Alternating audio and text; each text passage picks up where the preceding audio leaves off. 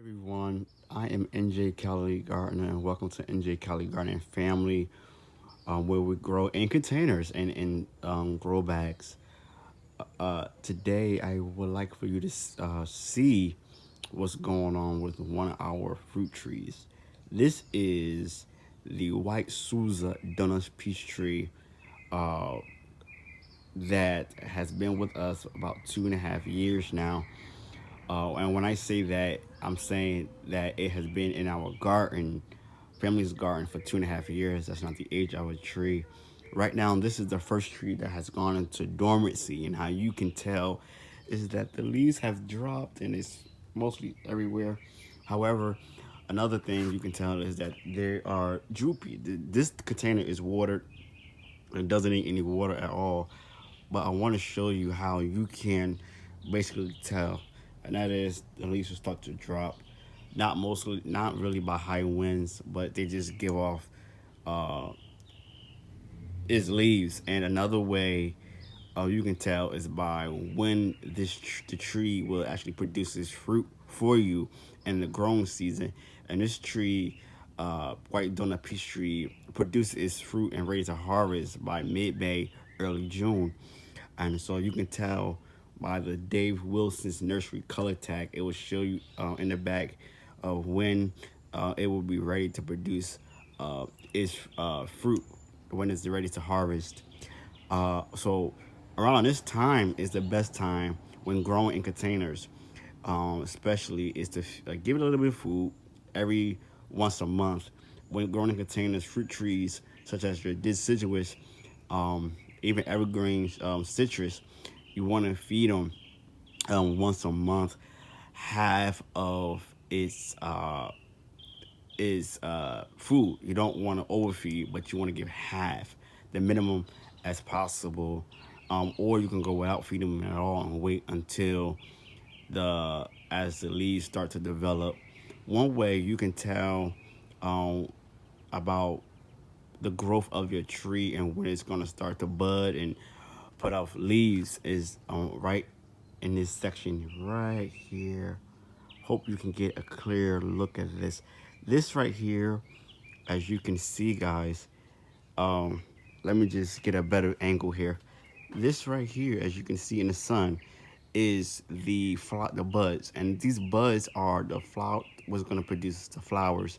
And so, what we're going to do is we're going to do segments of showing you guys how it acts. Okay, during its dormancy and during its waking up period, and as it produces the fruit. All right, so just bear with us. And right now you want to also do a hard prune, and as I'm looking around at the branches, we can go for a hard prune, okay, or we can go for a tip prune, the minimum of pruning. The only time you want to do a hard prune as such is during its dormancy. You don't want to do a hard prune in the spring. You don't want to do it in the summer. You want to do it in the dormant time of fall or winter, when the tree is gone to into dormant season with no leaves and no fruit, okay, at all, depending on the variety of fruit tree you have. Okay, one thing you want to make sure you do, okay, after you do your hard prune and you look around, make sure that there's no inner branching. Okay, if you got any inner branching that's going on, does look like this, okay, you can prune that off right here. But what you also can do is actually take a small little weight of like a water bottle and tie it up into a onto the branch and let it bend a little, because this can actually still right here be can produce your fruit for you, because it's not really in the inner of the tree, is just touching the branch right now. So that's what we're going to do later on.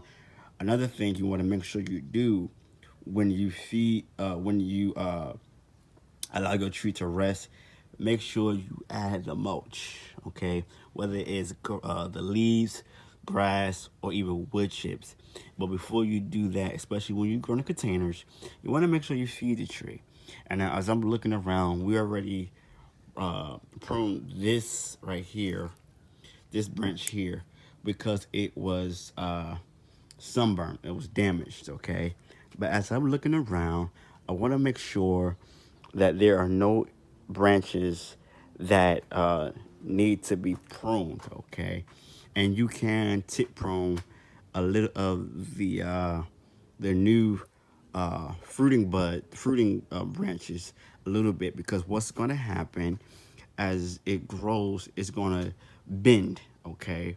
Especially when it has the fruit on the tree. This right branch here, I already know this branch here, okay, that's going across is going to bend.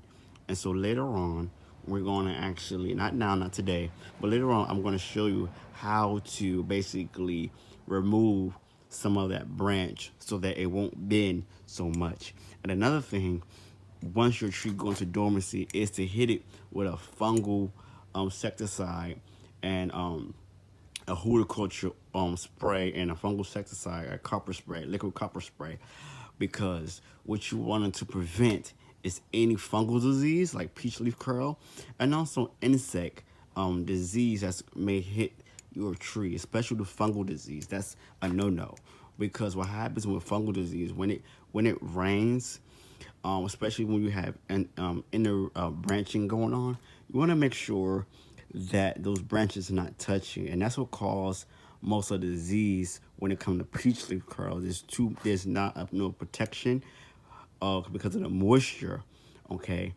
from raining, and also there's too much clutter, okay, around the tree itself. And make sure you always cut back the central leader.